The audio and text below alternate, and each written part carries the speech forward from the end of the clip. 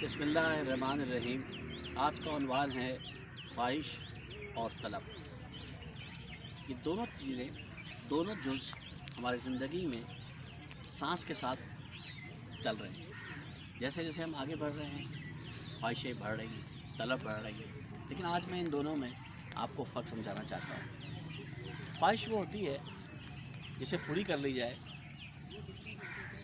सुकून मिल जाता है, लेकिन अगर पूरी ना भी हो तो ख्वाहिश को झटक दिया जाता है। हर ख्वाहिश पूरी ना भी हो तो हमें कोई मुश्किल नहीं होती, हम छोड़ देते हैं, भूल भी जाते हैं। लेकिन तलब एक ऐसी चीज़ है जिसे हम छोड़ नहीं सकते। तलब जब तक मुकम्मल ना हो, जब तक हासिल ना हो, हमारी सफ़र नहीं रुकता, हमारी ज़रूरतें नहीं रुकती और हम मुस्तकिल उस तलब के लिए परेशान रहते हैं। और ख्वाहिश का अक्सर ताल्लुक़ जो है वो जिस्म से होता है, जबकि तलब का ताल्लुक़ रूह से होता है।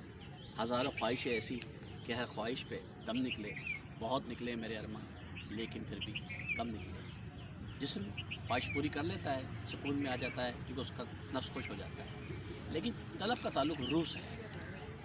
रूह के जितने भी तकाज़े हैं, इल्म है, सुकून है, इबादत हैं, कामयाबी है, ये तमाम के तमाम रूह से मुताल्लिक़ हैं। और तलब की चूँकि कोई पैमाना नहीं है तो आप जितना भी कर लें कम है।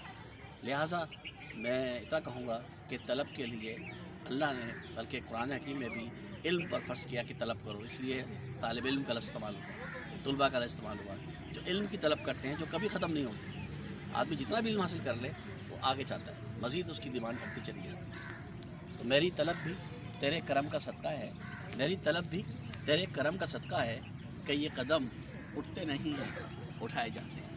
और आखिर में मैं एक और लफ्ज़ जो तकरीबन मिलते जुलते हैं, अरमान और तमन्ना, उसके बारे में एक शेर ज़रूर कहूँगा कि जो दिल की दिल में रह जाए उसे अरमान कहते हैं, या तमन्ना उसको कहते हैं जो दिल की दिल में रह जाए, जो मर कर भी ना पूरे हों उन्हें अरमान कहते हैं। बरकत मार्केट, मुज़फ़्फ़र आकाश, लाहौर।